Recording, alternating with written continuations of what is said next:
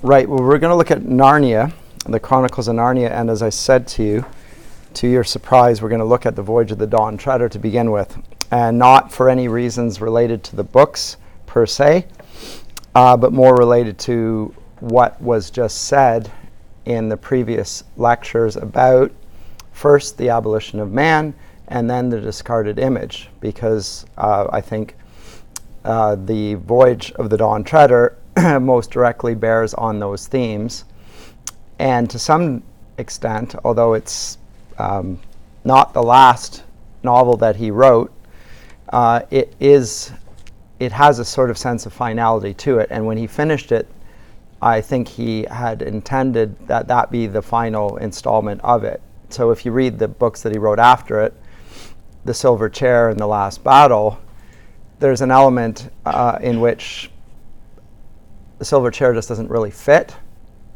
And then The Last Battle is sort of retelling in a different way what he's told in The Voyage of the Dawn Treader. Because in The Voyage of the Dawn Treader, of course, they move to the end of the world, and there is a sort of going to heaven type moment, right? And so there's a scholar whose work I would recommend to you, who writes a series of books called Planet Narnia, which argues that the planets in the Ptolemaic cosmology, each of the 7 planets influences the 7 books, and this was the sort of structure for Lewis's book. It's a very interesting thesis, by the way, but it's a thesis that I don't think, at least in terms of the genesis of the books, it cannot really be seen as a grand master scheme, because that's not how the books were written. I think that's the biggest objection to it. It's actually quite a good book, as I say, Planet Narnia. I've forgotten the name of the author right now. I don't know why it's escaped my mind. Probably because my basement is flooded. My kid I took to the hospital last night, so it's just all sorts of anyway, he's fine. He's at home. But it was just like, yeah, stuff happens. So Planet Narnia is a good book. If you're interested in biographies, I recommend these 2. So this one was written several years ago, called The Narnian by Alan Jacobs. Jacobs is an English professor now at Baylor, then at Wheaton, and it's an excellent and sensitive literary appreciation of Lewis. This one, C.S. Lewis, by Alistair McGrath is a theologian, and you might know him from that. At Wycliffe College, Oxford, it says eccentric genius, reluctant prophet. Again, a biography. McGrath is less good and attuned to the literary sensibilities of Lewis. But both are good biographies, and both I recommend. There are other biographies there that are quite good as well, but those are the 2 I think are the best. So back to this.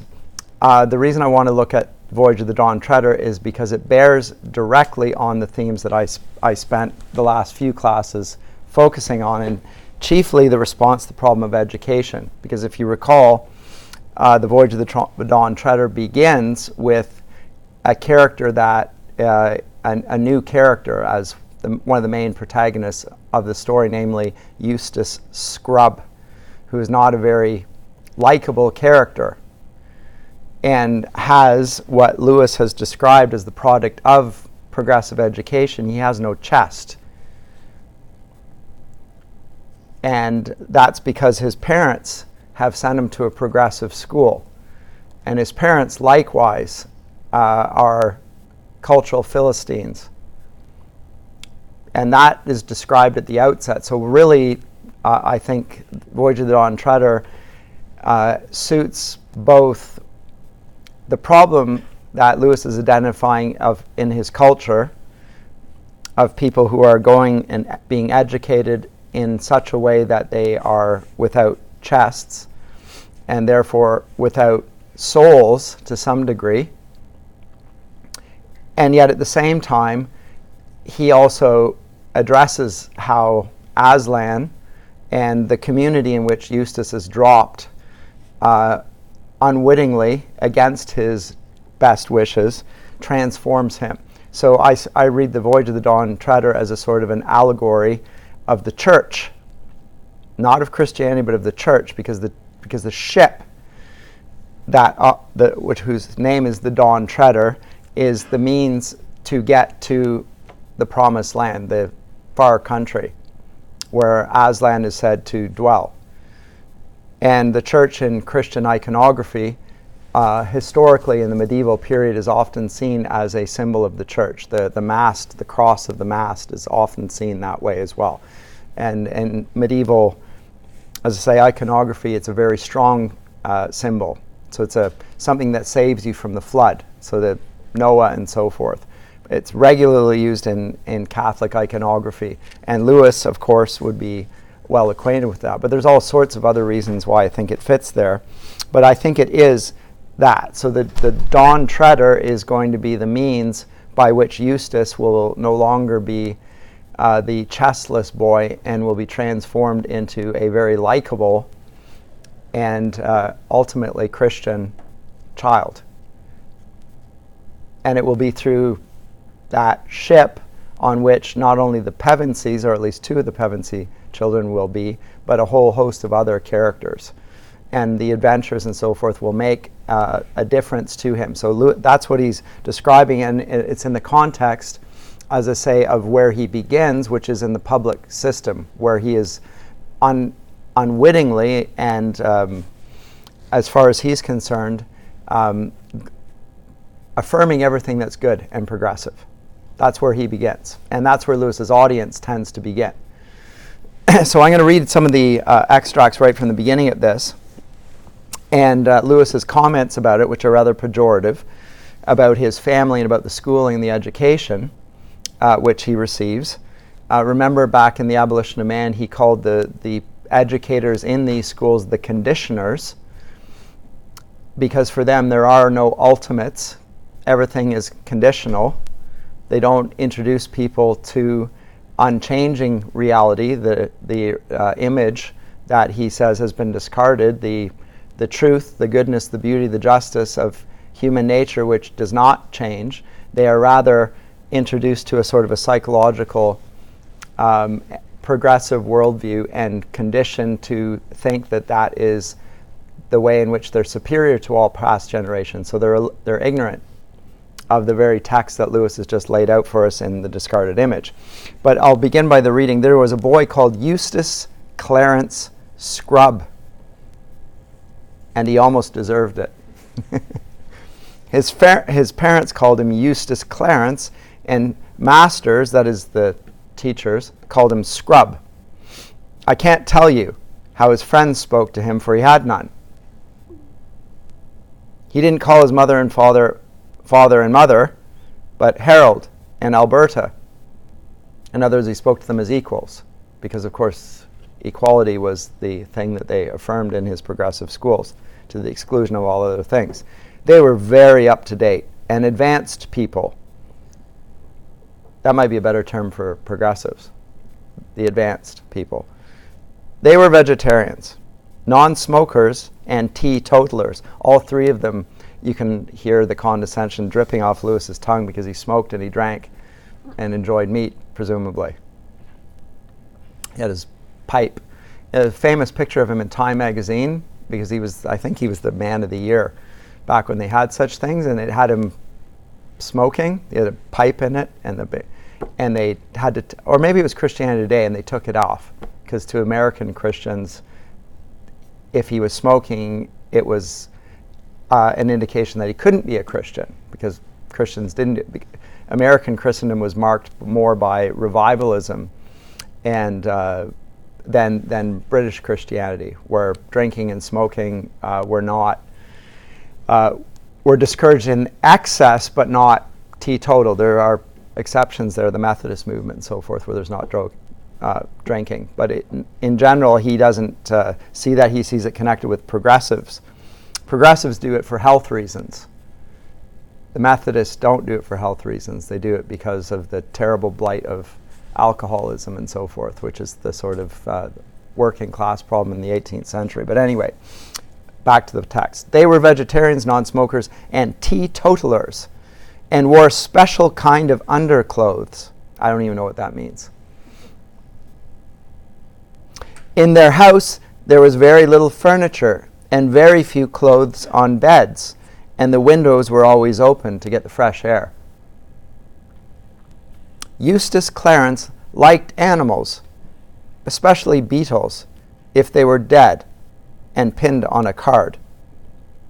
Note the attitude towards life there, just expressed in his likes.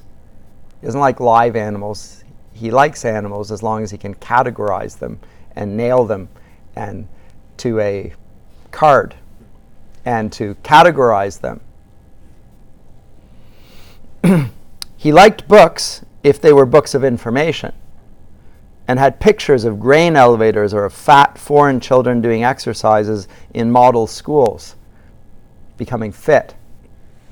Eustace Clarence disliked his cousins, the four Pevensies, Peter, Susan, Edmund, and Lucy. By this point, the readers, most of Lewis's readers, love these characters. So we're immediately given a very bad impression of Eustace.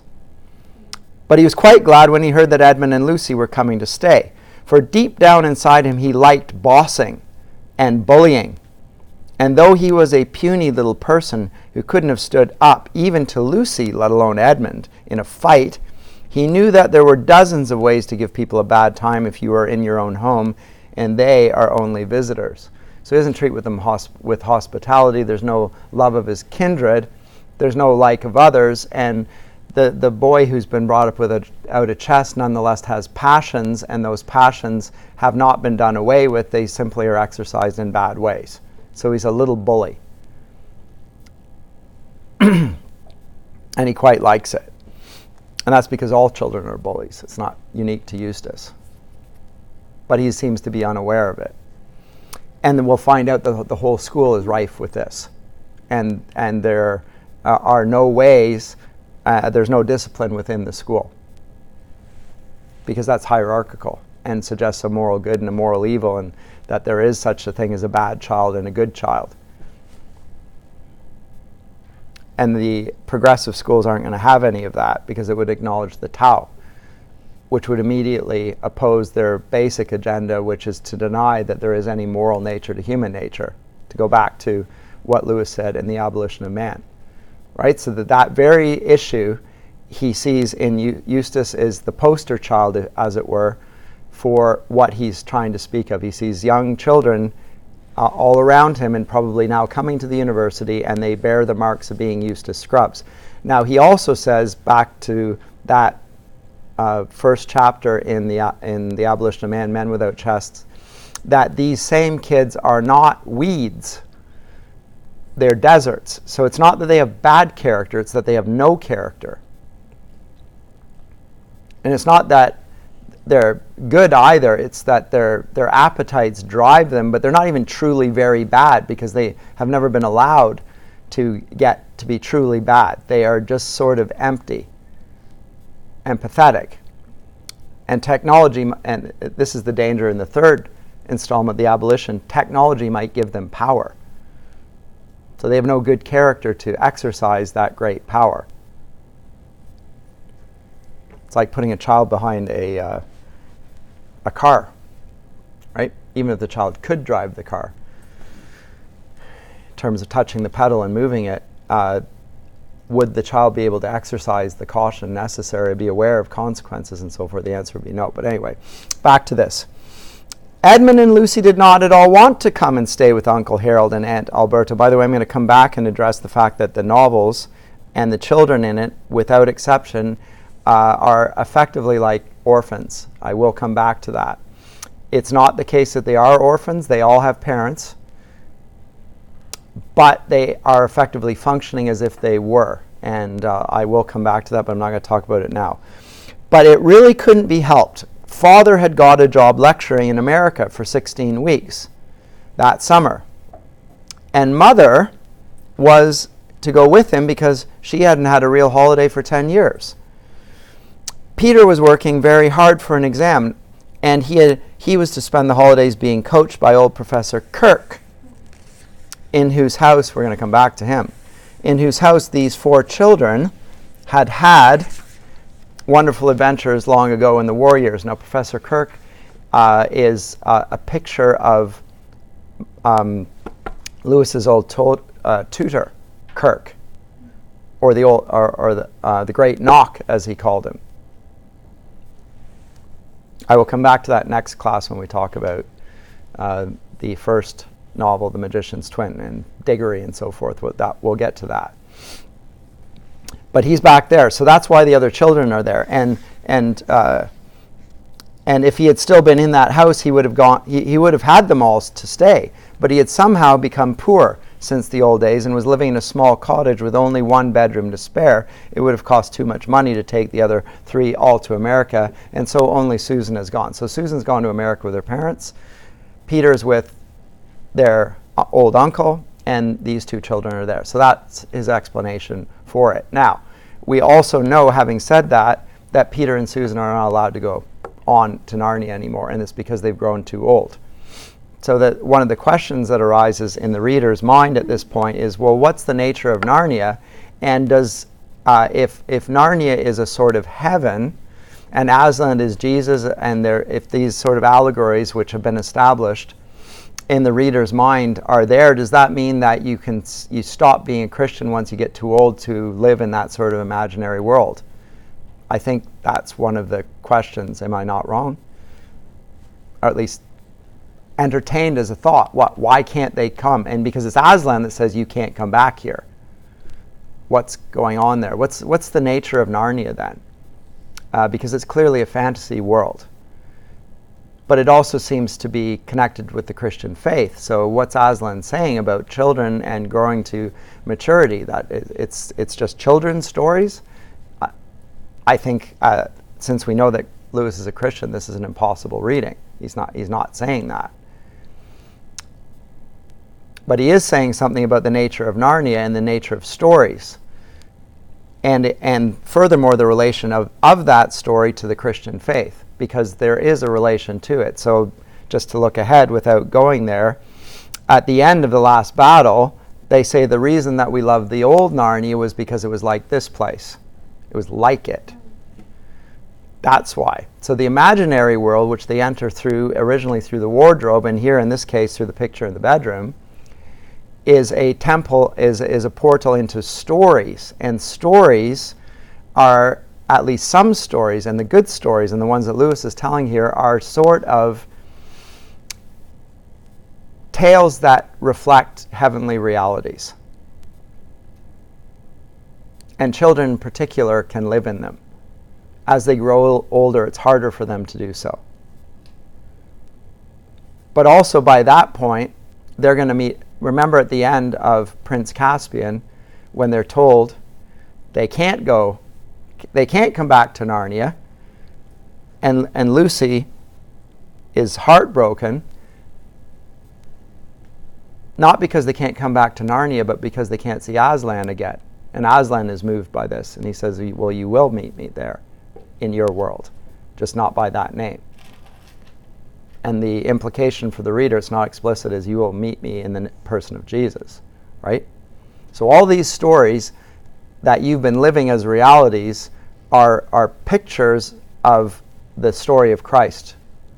And you will meet that person. If you loved me, you will love him. That's what's implied there, right? So now they're beyond just the child stories of childhood. Now they're moving into adulthood. Now you need to get to a story which is a true story. And Narnia is not a true story. It's not a historical event. Lewis is not purporting to describe an actual world. But it does correspond to our world, and it has analogies there. Right? So that's what's going on there. So now we have the still small children of Lucy and Edmund. Remember, they were the first two that entered into the wardrobe as well. And they're still with us. And they're now going to be with their snotty little cousin, Eustace Scrubb.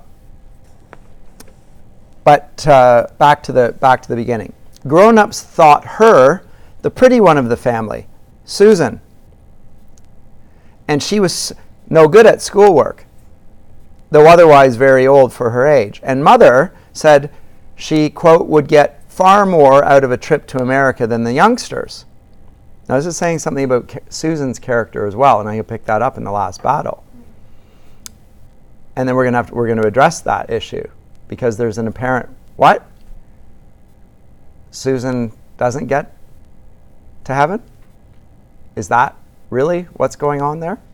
Well, I'm going to put that on hold, because some have been outraged by the suggestion. And I think they've misunderstood what Lewis is saying there, but I'll come to that. Edmund and Lucy, but what is happening to Susan is that she is becoming worldly. She likes wearing makeup and so forth, and she's pretty, and she's not really interested in the stories which she lived in before, and she's also, to some degree, not really caught on with the Christian faith. So the stories have not yet led her to a living personal relationship with Christ. Not yet.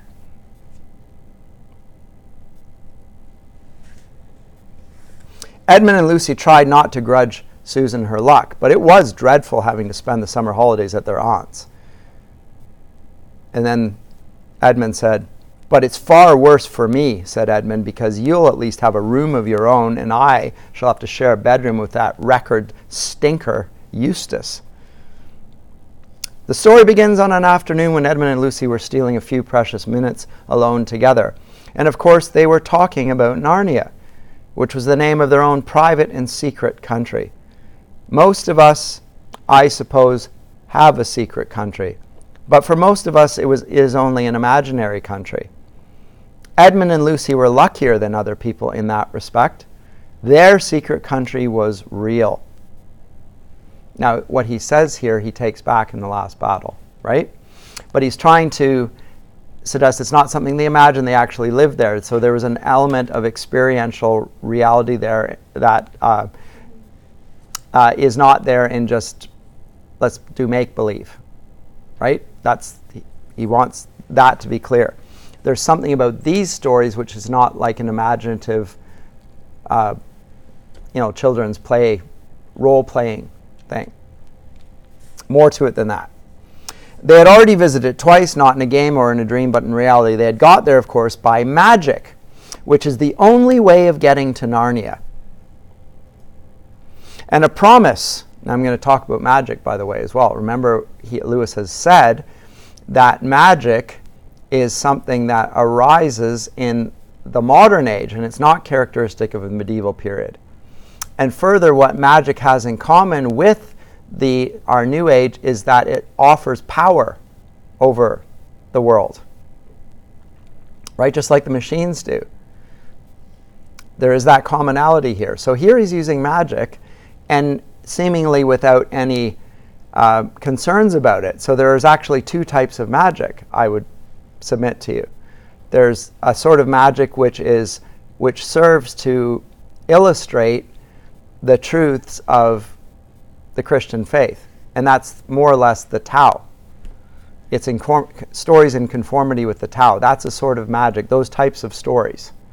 Remember, Lewis was described as the foremost exponent of the literatures of freedom and dignity by B.F. Skinner, right? And those literatures of freedom and dignity have a magic to them in the same way that the gospel has a magic to it. Remember the word gospel. Sorry, I don't know if I can get... No, I can't get to it. I pulled it too far away from myself. Oh, I can unclip it.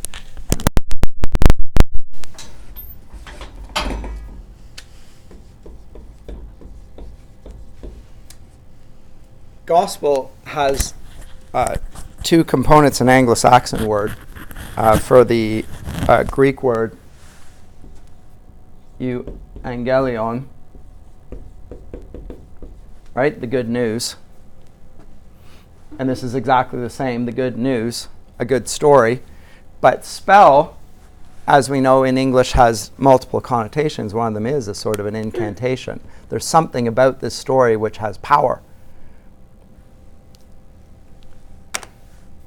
So the Anglo-Saxon word actually picks up something very potent about the story and the Word of God and its transformative effect, which is quite exceptional.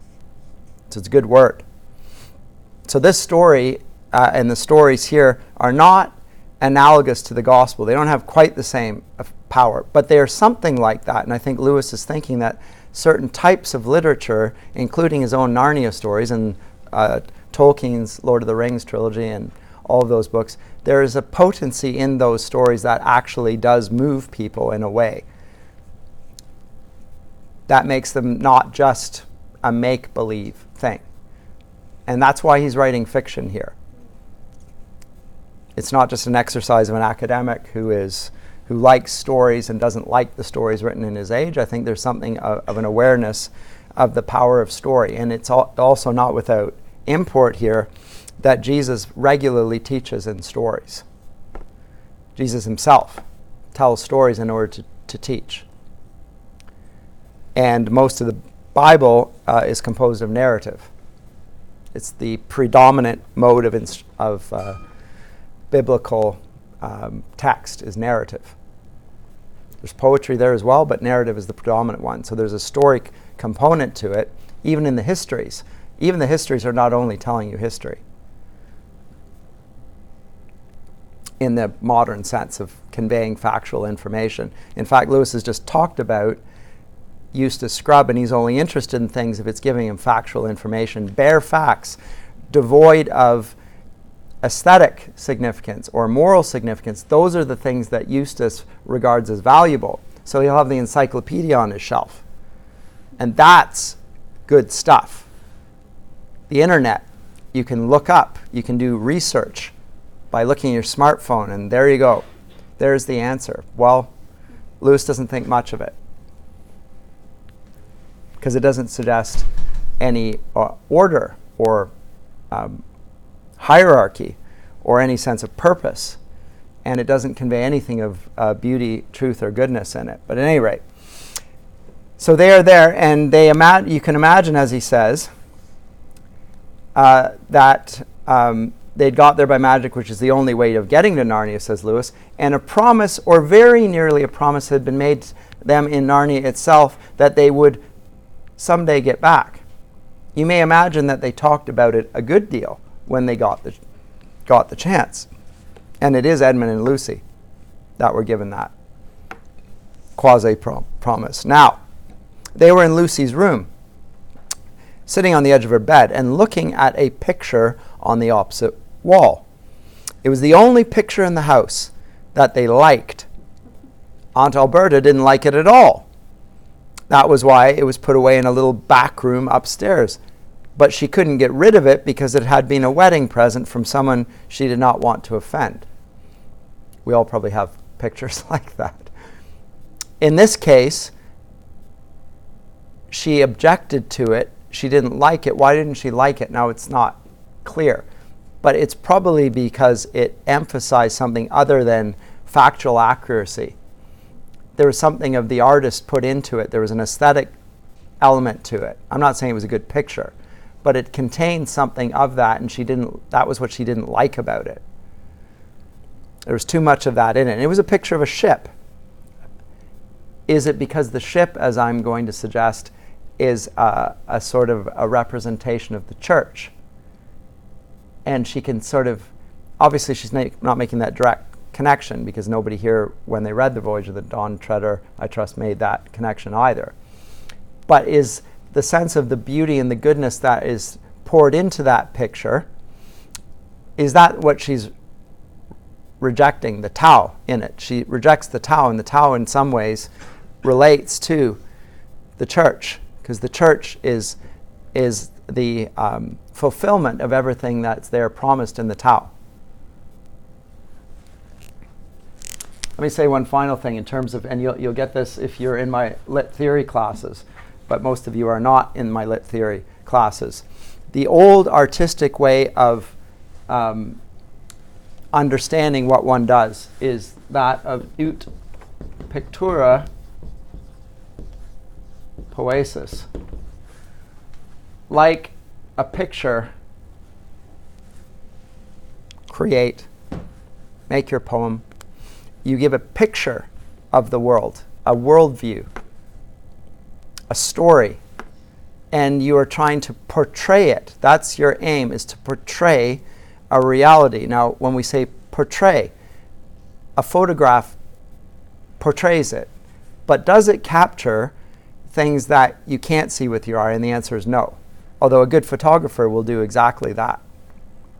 Right? Think of that picture of famous hockey photo of Bobby Orr scoring the goal, and then with his hands out and he's flying through the air. Right? He's literally vertical off the ice, and his mouth's open. He's celebrating, but he's like Superman. It's that moment, and it's captured. Okay, he's just scored a winning goal. Yeah, but he's in the air. He's like literally. So it's an extraordinary moment. It's got his joy. It's got him elevated off the ground. I mean, it says a lot, and it's just a photograph. But it's a photograph that says more than simply depicting a man having scored a winning goal. More than that, right? And that's what good artistry does. It depicts reality in a way that makes you understand the world in which you live better and what's important in it. And that's what Lewis is doing here with the ship, because the church is not just an institution. The church in some ways is the vessel in which we live a real life. That's what he's going to try and depict, as opposed to the life which Eustace thought was the real life, one which excluded all such things and was only in the factual realm, in which everyone was equal, in which there was no moral good and moral evil, in which things such as beauty were, as the Gaius and Titius described them, such judgments were merely subjective. So you can dismiss all such things. And along with it, religion. So religious belief, well, that's a subjective belief. It might be a crutch for those of you who need it, but it's not really true. Back to the ship. But that's what he means by the picture. It's a picture of this ship, and the ship which they look at is sailing straight towards you. So they wouldn't like that either. Almost coming out at you. Her prow was gilded and shaped like the head of a dragon. Wouldn't like that either, a mythological beast. With a wide open mouth. She had only one mast and one large square sail. Okay, so I'm no artist, but the mast then would be like that in the boat, right? And the dragon's head on the prow, whatever a dragon's head looks like there. Right, so that sort of, what a terrible ship. Something like that, though. And the cross coming towards you with the dragon. It's on top of the dragon, and it's coming towards you. And the sides of the ship, which you could see of them, where the gilded wings of the dragon ended. I'm not going to bother that. Were green. So there's a green dragon here, and they're on top. The cross is on top of the green dragon, and the sail and the wind is blowing them. And we're going to see this is important in a second as well.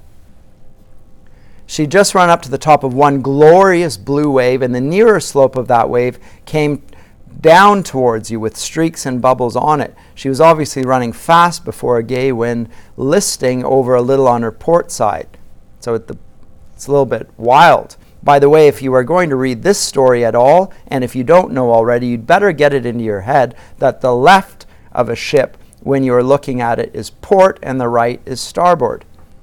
All the sunlight fell on her from that side, and the water on that side was full of greens and purples. On the other, it was darker blue from the shadow of the ship.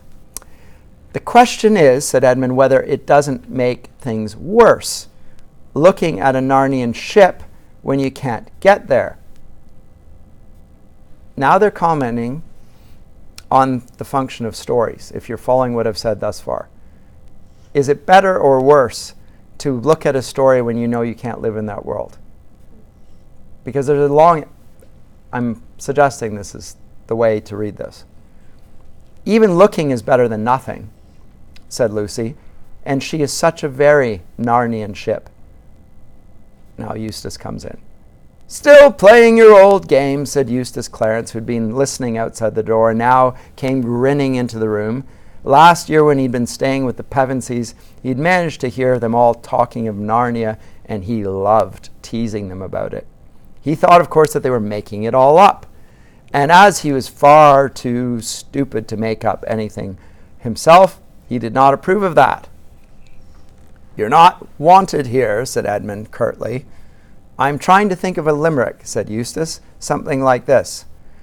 Some kids who played games about Narnia got gradually balmier and balmier. Well, Narnia and balmier don't rhyme to begin with, said Lucy.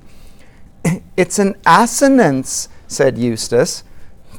Don't ask him what an assy thin gummy is, said Edmund. He's only longing to be asked. Say nothing and perhaps he'll go away. So Eustace claims to be to be knowledgeable of poetics because he knows the words, the fancy words used to describe the poetic devices. But of course, he can't even write a limerick. Or he can't compose anything, but he knows how to describe a poem. He's done a course in practical criticism, perhaps, which was in his school. But he doesn't actually like poetry. He doesn't appreciate it. He just knows the terms. Most boys on meeting a reception like this would either have cleared out or flared up. Eustace did neither. He just hung about grinning and presently began talking again. Do you like that picture? He asked. For heaven's sake, don't let him get started about art and all that, said Edmund hurriedly. But Lucy, who was very truthful, had already said, yes, I do. I like it very much. It's a rotten picture, said Eustace. You won't see it if you step outside, said Edmund. Why don't you like it? Said Eustace to Lucy. Why do you like it? Said Eustace to Lucy. Well, for one thing, said Lucy, I like it because the ship looks as if it were really moving. And the water looks as if it were really wet. And the waves look as if they were really going up and down. Of course, Eustace knew lots of answers to this because he's going to talk about perspective and the way an artist draws things and be able to explain the impression of movement that the artist has managed to depict, but that doesn't impress him. He can just describe those features. But the reason that he didn't say anything at that very moment, he looked at the waves and saw that they did look very much indeed as if they were going up and down. He'd only once been in a ship, and then only as far as the Isle of Wight, off the coast of England, and had been horribly seasick. The look of the waves in the picture made him feel sick again. He turned rather green and tried another look. And then all three children were staring with open mouths. What they were seeing may be hard to believe when you read it in print, but it was almost as hard to believe when you saw it happening. The things in the picture were moving. It didn't look at all like a cinema either. The colors were too real and clean and out of doors for that. Down went the prow of the ship into the wave and up with a great shock of spray. And eventually, Eustace cries out, "Stop it! It's some silly trick you two are playing. Stop it! I'll tell Alberta." Ow! His mother. I'll call Mummy, but of course he calls her Alberta, which other adults might if they were intimate with her. No sense of formality either. There's no recognition of the distinction between them. They're just human units. Mother and father are irrelevant here. Acknowledging the human family, the order of nature. Again, that's intentional, avoiding such terminology, because again, it suggests that there is something distinct about human nature within the human family. There's a hierarchy, a natural one, etc. That's why they avoid such terms. But of course, he's going to appeal to her now because something's happening to him. Well, the thing that's happening to him is they're being drawn into Narnia, as we know, by magic. Now, this ship in which they fall, and they fall into the water and they're crying out, and of course, what's interesting here is Eustace is drowning because he can't swim, because of course his parents have not taught him to use his body in any way. It's not just that he has no chest, his physical nature has never been exercised either. He's become an intellect, and they only were interested in his intellect, and his intellect without any moral or aesthetic dimensions either. So he's physically very weak, and so he's drowning. And who should save him but, of course, Lucy? Edmund tells her to stay clear of him because he can drag her under, which is true. Actually, it's not bad. I mean, they could both drown. And actually, they may well have both drowned had they not been rescued. Because somebody who's in a panic and grabs onto somebody in the water, I mean, if you've ever done life saving, you don't get into the water if you can at all help it, right? Because the person, even a small person, can grab onto you, and you can't swim yourself, you get dragged down. But she puts herself at risk by going to save her little cousin whom she doesn't like at all. And that reflects the great heart of Lucy, right? Her courage, her love of her cousin, which transcends the fact she doesn't like him, and her awareness that she has a moral obligation to him, right? And this is the smallest, least significant character. So she has a great heart, and she's not the only one who has a great heart. The smallest character in the story has a great heart as well, little Reepicheep, the mouse, 2 foot tall, who immediately, of course, gets into conflict with Eustace, because Eustace regards him as vermin. It's a rodent. Might be a talking one, but he's disgusting. Why is he disgusted? Because he's alive as well. It's not just that he's talking, he's a living thing. He's not a dead animal that he can nail to a board. So there's an attitude towards life that Eustace possesses that Lewis was describing in The Abolition of Man. There's a contempt for the human condition, almost. And he's really going to depict that in greater detail. It's less of a feature than in his sci-fi trilogy, but I teach that in another course. But that contempt for human life as it's been given, the bodily existence, because the conditioners are trying to transcend that, move beyond being bodily to being pure spirit. And Eustace is going that way by disregarding his physical nature. He doesn't even need to be physically active. So he gets brought on board, and of course, who should they meet but Caspian? Prince Caspian. And they are brought on there, and of course, there's a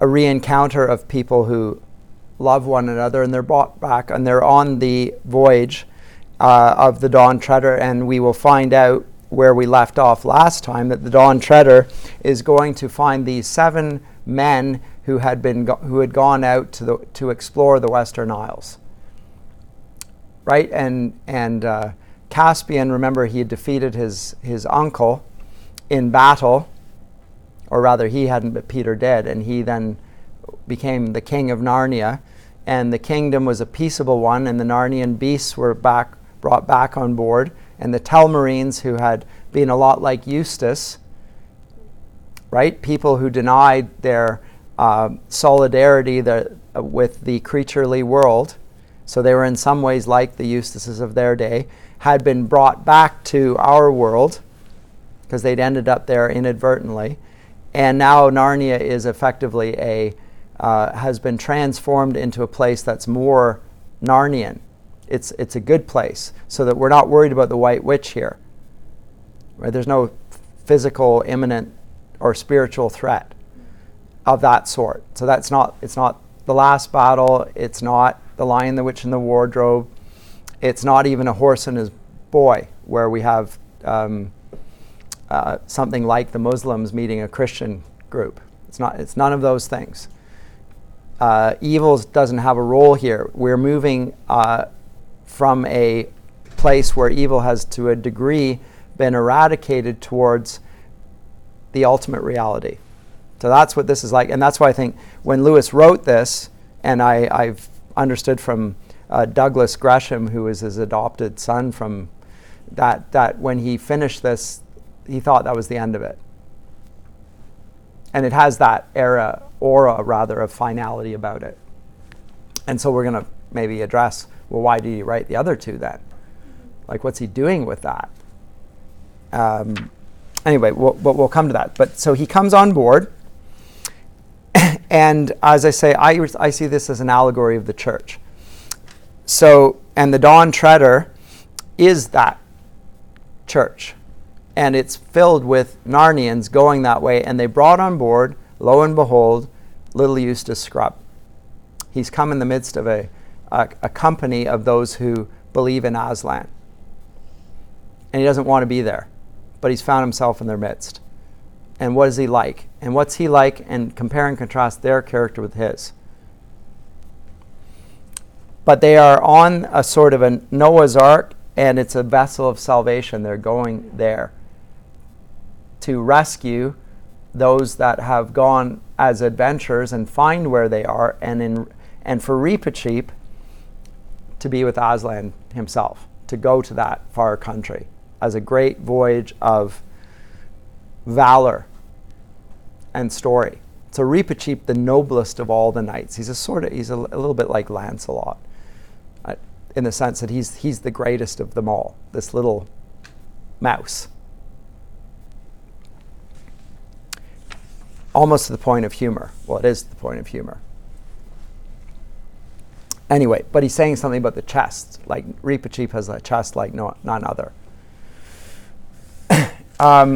So they're in Caspian's cabin when they are there. Then comes the encounter, of course, between Edmund, or rather Eustace and Reepicheep. Reepicheep grabbing Eustace grabbing Reepicheep by the tail and throwing him around, coming up behind him, thinking this will be fun. Of course, Eustace being a bully, using his size and not realizing this is the last creature that you want to grab by the tail and throw around just because you're bigger. Because Reepicheep is fierce and will run him through. And they have a little conflict, and of course, they're going to, being in Narnia, they're going to resolve the conflict by battle. We'll have a little trial here then. Honor will be restored. Okay, take up your sword. Eustace, what?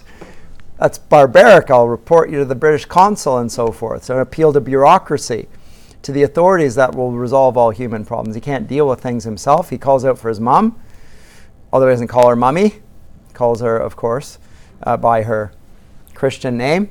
And he, in this case, is going to appeal to the authorities to solve the problems that he himself has caused. At any rate, in the end, he apologizes, which he refuses to do at first. In the end, he apologizes to Reepicheep, and Reepicheep accepts the apology because he's a chivalrous mouse. But he hasn't forgotten it. And there's friction there between the two of them, which is interesting. And you have to understand that as well, that Reepicheep dislikes Eustace as much, or if not more, than his own flesh and blood. So than the Pevensies, Reepicheep despises this creature because he refuses to acknowledge nobility in any way, shape, or form. He thinks, what a creature this is. I mean, they're a study in contrast, really, Reepicheep and Eustace. And that's helpful because later on, Reepicheep is, his encounter with Eustace later on is quite touching, how he deals with that, because he's not only honorable, he's also fundamentally humble and willing to forgive and so forth. But we'll come to that passage. But I'll read the end of the second chapter there when he talks at the conclusion of that episode where they almost came to blows. There was not much difficulty in settling the matter once Eustace realized that everyone took the idea of a duel seriously and heard Caspian offering to lend him a sword, and Drinian and Edmund discussing whether he ought to be handicapped in some way to make up for his being so much bigger than Reepicheep. He apologized sulkily and went off with Lucy to have his hand bathed and bandaged, and then went to his bunk. He was careful to lie on his side. And then, of course, he'll get seasick, and Lucy will give him a little cordial, which will revive him. And then he'll also, they're rationing on water, and of course he'll go and steal the water, and Reepicheep will catch him. You know, all that. That's already happened there. Anyway. So they're off to the Lone Islands, and on their way trying to find these 7 figures. And meets, first of all, the Lord Byrne, and meets a group of islanders who are, we will find out, even within Narnia, have sort of gone to seed because they've not heard from the Narnians for almost a century, perhaps. And what has happened in the absence? Slavery has crept back. And the company finds themselves enslaved, in fact. And so we get a declaration from Lewis about human slavery and its natural condition. It's there. Without the grace of God, people degenerate and go back to enslaving one another and selling them and so forth, and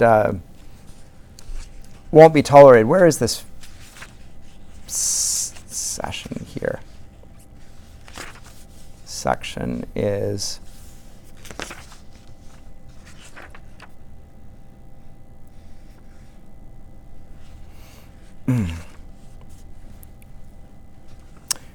this is from what Caspian did there in chapter 4.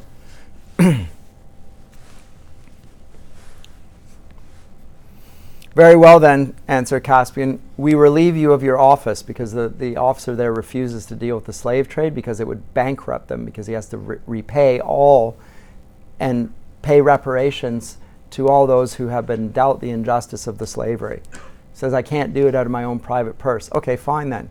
You're relieved of your duties. By the way, the British did pay full reparations for the slave trade, which almost bankrupted the country, just as a point of context there. Anyway, my Lord Byrne, come here. And before Gumpus quite realized what was happening, Byrne was kneeling with his hands between the king's hands and taking the oath to govern the Lone Islands in accordance with the old customs, rights, usages, and laws of Narnia. And Caspian said, I think we have had enough of governors, and made Byrne a duke, the Duke of the Lone Islands. And as for you, my lord, he said to Gumpus, I forgive you your debt for the tribute. But before noon tomorrow, you and yours must be out of the castle, which is now the Duke's residence. Look here, this is all very well, said one of Gumpus's secretaries, but suppose all you gentlemen stop play acting and we do a little business.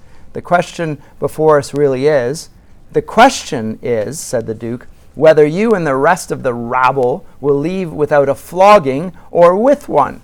You may choose which you prefer.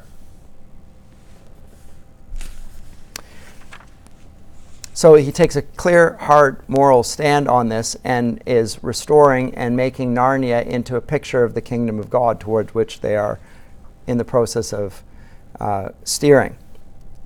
So they come, Eustace finds himself, just to skip over that now because I am swiftly running out of time on this.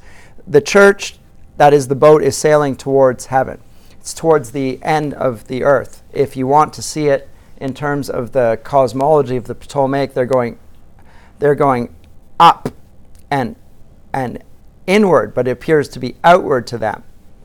Right? They're going to the utmost edge of the earth, and in Reepicheep's mind, it's like a flat earth. The idea of going to the edge of it and falling off of it would be a delightful thing. Of course, when we actually get there, they hit it and they go up. It's a 30-foot high wall. But they don't have to go over it. There's something that draws them up over that boundary. And they go up, and they're going further up and further in because they're outside of it. They thought that was the outside, and in fact it's inverted, it's the other way around. They were on the outside external extremity, and now they're going closer towards the ultimate reality, and they're being drawn there by the same magic that drew them from our world into Narnia to begin with. But as the ship church sails towards heaven, the Dawn Trader sails towards Aslan's country, and Eustace finds himself, let's look at him at the beginning, he doesn't know any of these other characters. He knows his cousins, but he doesn't like them. He could not, even though they're his flesh and blood, he has no solidarity with them, really, other than that he knows he has some familiarity and he enjoys teasing them and abusing them. But that's about it. And he has no understanding of what's going on. He doesn't like the vessel. He wants to be put off at various points. When he is rescued, he says that Caspian will be reported for his crimes to the British consul after he's been rescued from slavery. How could this all happen? I will appeal to the authorities again. That's all he can do. So he's a little snitch. And there's no gratitude even to Lucy, none of them. Lucy gives him the cordial, nothing. It doesn't have any effect on him. But having said that, all of these are little acts of kindness and grace by the company towards him. Just little things. Now, he doesn't respond to them. And something in this, I'll say something about this maybe next time, will correspond with Lewis's own journey from being a man who rejected Christianity to a man who finally accepted it. It's the kindnesses of others, the unwarranted kindnesses, in fact, ones that contradicted what he deserved, little acts of grace, as well as the stories that are told, but all of those things, but it's the little acts of kindness that will ultimately move him in ways. But eventually, and remember, Eustace is it's sort of funny with the slave traders, he's the one that the slave traders don't even want. This guy is such a... They had to throw lots for who would take him. So it's the opposite of, Christ bartering for his clothes. He's not worth anything. Would somebody take him? Because he's got no physical strength. He has no character. He has no abilities. He can't fight. This is a worthless human being. The slave so that it's sort of funny. Lewis is allowing the slave traders to speak for him here. And what he doesn't recognize at first is how totally dependent on the company of the ship he is for his own survival. He thinks they're an impediment to him. So it's the very opposite to what the real reality is there. So he has contempt for them, and they are indulging him out of condescension. At points there's a little bristling, but they're more or less. And he doesn't see that the other companies of the crew could teach him various skills, and he could learn from them. He doesn't want to learn those skills. So when he finally gets away from them, which he does at the first possible moment, he goes and he leaves. And what does he do? But he comes across a dragon and treasure. And the dragon expires, and it's guarding treasure. Now, for Lewis, he probably had in mind here Beowulf and the discovery of a hoard of gold by a thief, which is also recounted in what's it called, the Hobbit. That backstory, but in Beowulf, and Tolkien's just taken it from Beowulf, he discovers a trove of gold, and he's a thief. Yeah, but he's a thief, and there's a context here for Beowulf. He was a thief that was driven there by hunger and need because he'd been treated unjustly. And so he's come upon the gold, not out of greed, but because he had been abused in his life, and he came upon it and he took some of it because he was desperately poor. Now, this didn't excuse the theft, and it didn't excuse the character, but it was something of a mitigating circumstance. So what's being acknowledged in all this is Eustace, as despicable a character as he is not really to blame. He's just a kid. Right? It's not his fault that his parents were progressive educators and really never understood themselves and have steered him away from everything good.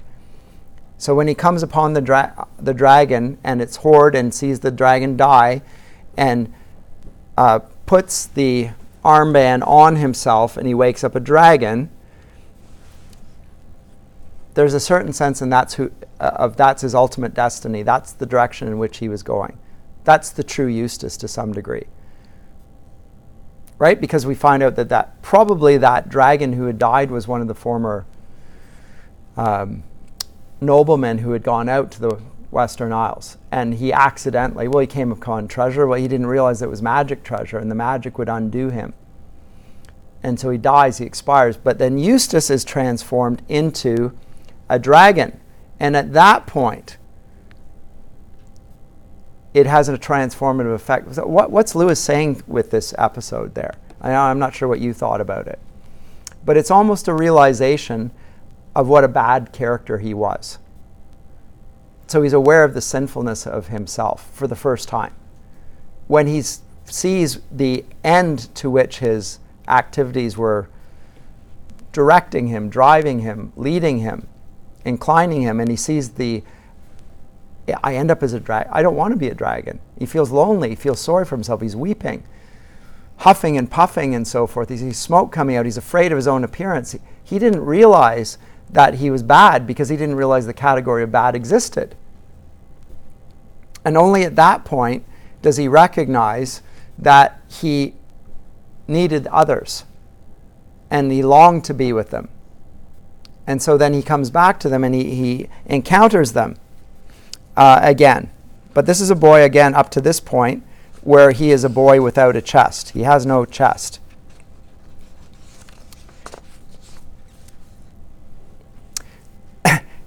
And he's going to need to be transformed. So let me get to this idea of transformation here for a minute. In the Dawn Treader, and in this moment of transformation into a dragon, what we get here is, as I say, a sort of the God's eye perspective on human nature. So there's a tendency towards, remember about Plato's allegory of the chariot? Part of us that inclines ourselves, the horse that inclines upwards and the horse that directs towards the earth. He is really moved by the horse that directs him only to carnal things. But it's not only that, it's now got a Christian understanding of that, and there's a moral evil, and it's a relation to the ultimate reality, which is the kingdom of God and the person of Aslan, who himself is just a figure of Christ, but not a full picture of Christ, because he doesn't have a human nature, remember, right? And we'll come to that. And Lewis felt very badly about people confusing Aslan with Christ. And some child wrote him and said that a Christian child, they were very worried about the fact that they loved Aslan more than Jesus. And so was Lewis. He was alarmed that confusion could be made. Now, I spoke in a church a few years ago. I was actually a baby of Glen. I was invited to speak on The Lion, Witch, and Wardrobe, and I said that Aslan was not Jesus. And there were very angry people. Some were very upset that that was the case. I'm like, well, I'm sorry. Anyway, but Lewis himself made it clear Aslan is not Jesus. But he functions in the story something like that. But his point is that all good stories have an analogy to the Christian story. There's an element of the Tao in them, and some more than others. But many of them will contain the idea of a dying God and a God that rises to life as well. It happens.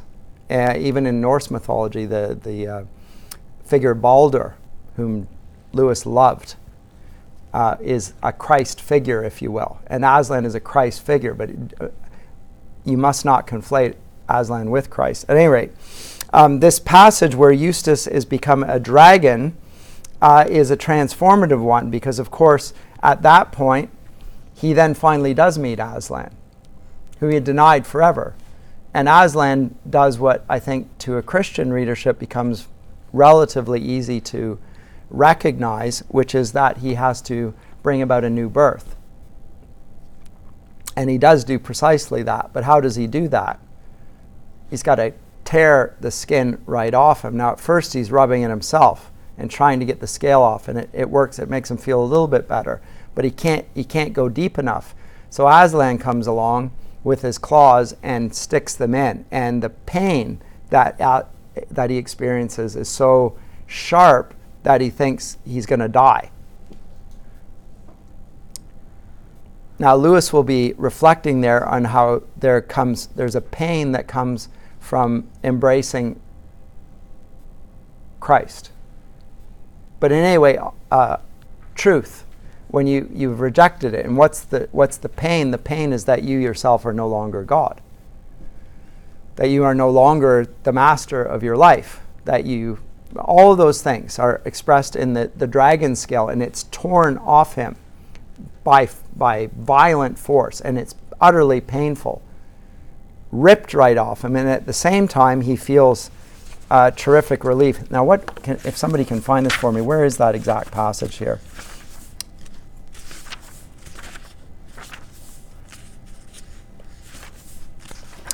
I think it might be in 7, how the adventure ended. Because he'd smudged out and he actually writes, and they realize that Eustace is the dragon. And they feel sorry for him. And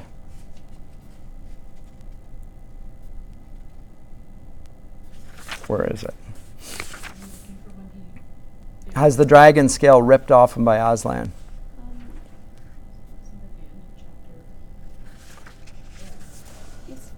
Is it 6? It's in how the adventure ended, and it's just... It is how the adventure ended? Yeah, kind of right in the middle. Towards the end. He's ashamed of himself. He can't be with others, but he longs to be with them. And I know that you're right. Okay, there it goes.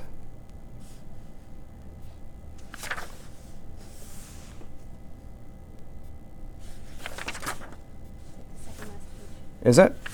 Okay. Yeah, he described, okay. Then the lion said, but I don't know if it spoke, you will have to let me undress you. I was afraid of his claws, I can tell you. But I was pretty nearly desperate now. So I just lay down flat on my back and let him do it. The very first tear he made was so deep that I thought it had gone right into my heart. And when he began pulling the skin off, it hurt worse than anything I've ever felt. The only thing that made me able to bear it was just the pleasure of feeling the stuff peel off. You know, if you've ever picked the scab off a sore place, it hurts like billy-o. I have no idea what that means. It hurts like billy, but it is fun to see it coming away. I know exactly what you mean, said Edmund. And of course Edmund does. Edmund the traitor, right? He didn't experience the dragon scale, but he did experience the terrific shame and the fact that he saw Aslan die for him, right? So, I know exactly what you mean. Like, that's Edmund speaking, of course. Same issue. Well, he peeled the beastly stuff right off, just as I thought I'd done it myself the other 3 times, only they hadn't hurt. And there it was. And that's the point. Our own efforts to try and take the scale off never hurt. They don't go very deep. It's not possible. It's Aslan that removes the scale. It's only him that brings about the new Eustace. So there's the difference. It's not a moral achievement. It's not the Tao. You can't get it through the Tao. The Tao points out the need for it, but it doesn't actually solve it. So Lewis is not saying that the stories themselves, these grand old stories of dignity and freedom, are sufficient. Aslan is needed. Now when he gets to that, there he is lying on the grass, only ever so much thicker and darker and more knobbly looking than the others have been. And there was I, as smooth and soft as a peeled switch. So a stick that you've peeled the bark off. And I didn't like much, for I was very tender underneath now that I'd no skin on. And he threw me into the water. Why did he throw him into the water? It's a baptism. Right? There you go. It smarted like anything, but only for a moment, and after that it became perfectly delicious. And as soon as I started swimming and splashing, I found that all the pain had gone from my arm. And then I saw why. I'd turned into a boy again. You'd think me simply phony if I told you how I felt about my own arms. I know they've no muscle and are pretty moldy compared with Caspian's, but I was so glad to see them. So he finally actually likes his physical body for the first time. That's the abolition of man thought gone away. Suddenly he loves his own physical body. He'd only been able to do that because the dragon scale had been torn off him down to the very heart, and he was thrown into the water. And at that point, then what we find, what did he do? He took him out and dressed me. He dressed you with his paws. Well, I don't exactly remember that bit. But he did somehow or other in new clothes. The same I've got on now, as a matter of fact. And then suddenly I was back here, which is what makes me think it must have been a dream. No, it wasn't a dream, said Edmund. Why not? Well, there are the clothes, for one thing. And you've been, undragoned, for another. What do you think it was then? Said Eustace. I think you've seen Aslan, said Edmund. Aslan? Said Eustace. I've heard that name mentioned several times since we joined the Dawn Treader, and I felt, I don't know what, I hated it. But I was hating everything then, and by the way, I'd like to apologize. I'm afraid I've been very beastly. That's all right. Said Edmund, between ourselves, you haven't been as bad as I was on my first trip to Narnia, so now the grace there. He is a recognition that he's a worse sinner, which is the proper response of anyone to another person, because you're aware of your sin more than you were of the other person's sin, which is the exact other way around before this moment.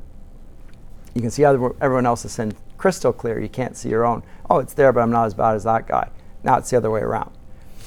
So he is transformed in that passage. Now then he goes on, and they encounter various other figures. So this is a fascinating, and then there's another instance where there's this great sea beast that puts this coil around them. They move on. Then they come to the passage where they are into the island of the voices and so forth. I can't get through all of these. Some of these seem to me to have parallels with the Odyssey and are plucked out of there. Some of the passages, particularly when we get to the man who was a star and the magician's book, and these become very interesting passages indeed. And the importance of not using magic. Like there's magic and then there's magic. Magic that you use to get power, you should not use. Remember, Lucy comes upon the book and she starts and offers her to be like the mirror on the wall. She can become this beautiful person to whom all will adore. It's the very thing that her sister has given into. She has aware of her own beauty, which she is beautiful, but she's so aware of it that it's now become a means of power for her over others, and she's no longer interested in anything else. She likes the power. She doesn't even like the beauty. If she liked the beauty, she would appreciate and want to be loved. She doesn't want to be loved. She wants to use it for power. Tolkien plays on that with Galadriel in the mirror and so forth, right? She'd be a beautiful queen and all would love her in despair. That's the temptation there. Lucy gets that in the magician's book, so it's a parallel passage, if you will, and it presented in a different way. And then there are the Dufflepuds, these funny creatures. But then the beginning of the end of the world, in which he meets a star, and the star, and also there's a table on it. And what's on the table but the stone knife? They recognize it at this eschatological banquet, which is what this is. Because there's a feast prepared. Remember, they got the 3 sleeping men there, and they can't wake up. They're afraid of eating the food. Why won't they? Why not? Because they're afraid that's why they've fallen asleep. And then Aslan tells them that's not why they've fallen asleep. You can eat that food. And what happens in that passage is that the birds come every day and consume the food. Where are these birds from? Revelation 19. I knew I had started this. I'm sure I'm going to get it now at the end of all this. To log in again. Crazy stuff. Revelation 19.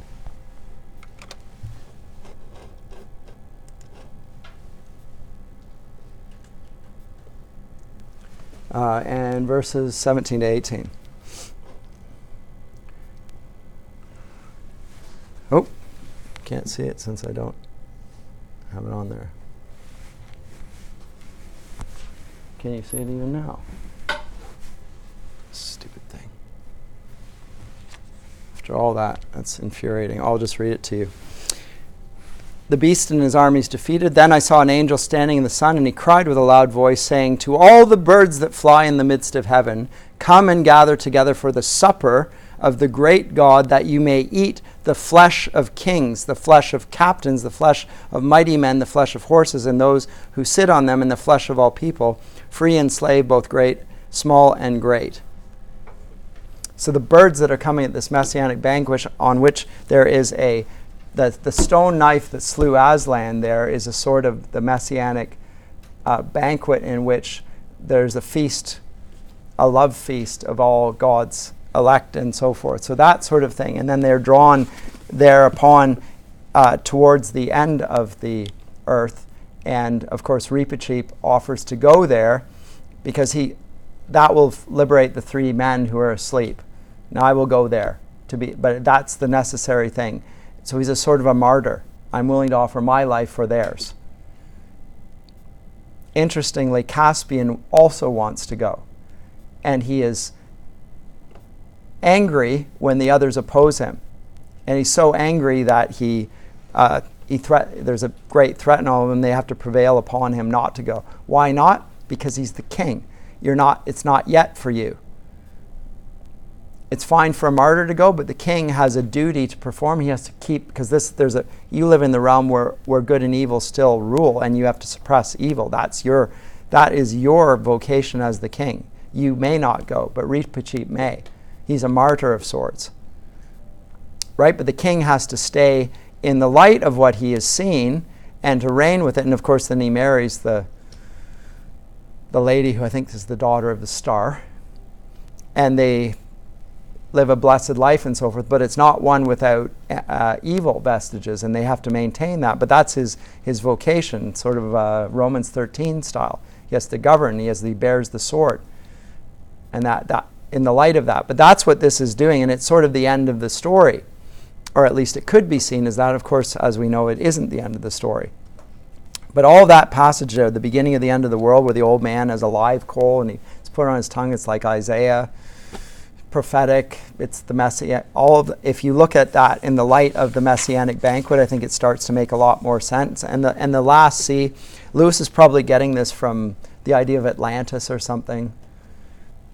And there are mare people underneath the sea. They don't come up above, but they look angry and fierce. Right? The lost realm of Atlantis, which we read about in Plato. Anyway. What do I finally want to do? The nature of this ultimate reality. Let me see if I can find that here. Can I find that? Where he talks about the star, and Eustace, or is it Eustace, who says that? A star is a flaming ball of gas. Right? Remember that? I'm not going to look for it because I won't find it. And he's told by Aslan, or is it the star? I can't remember. Even in your world, that's not what a star is. It's not just a flaming ball of gas. It represents something far more than that, right? So that's, again, they have to almost wean themselves off the scientific worldview in which they've come in order to appreciate not just what things are, but what they're for. That's the transformation here. Anyway, I'll leave it off with that. Next time I will come back and we will look at, particularly at the magician's nephew. I do want to look at Diggory and the relation of Diggory to his mother, which I'm going to propose is very much like Lewis and his mother, and his response to it. And of course, we'll meet Diggory again in the last battle, and so forth. But we'll come to that next time. Okay.